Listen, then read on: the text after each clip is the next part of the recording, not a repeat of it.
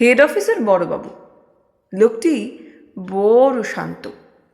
তার যে এমন মাথার ব্যামো কেউ কখনো জানতো? দিব্যি ছিলেন খোশ মেজাজে, চেয়ারখানি চেপে একলা বসে ঝিমঝিমিয়ে হঠাৎ গেলেন খেপে।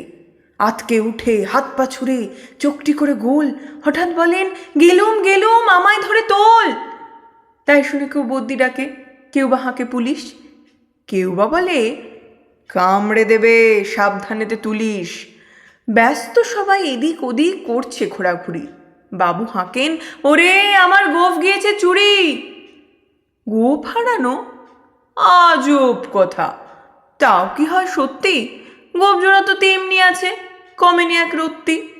সবাই তারে বুঝিয়ে বলে, সামনে ধরে আয় না, মোটেও গোঁফ হয়নি চুরি, কখনো তা হয় না।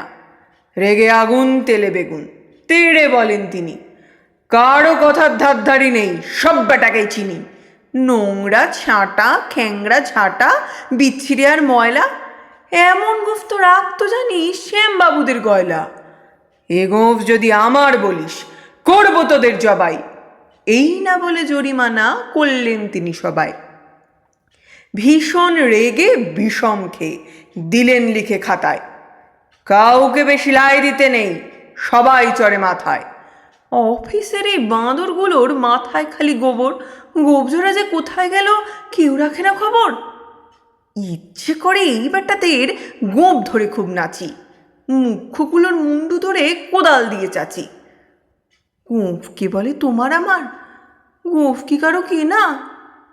গোঁফের আমি গোঁফের তুমি, তাই দিয়ে যাইছে না।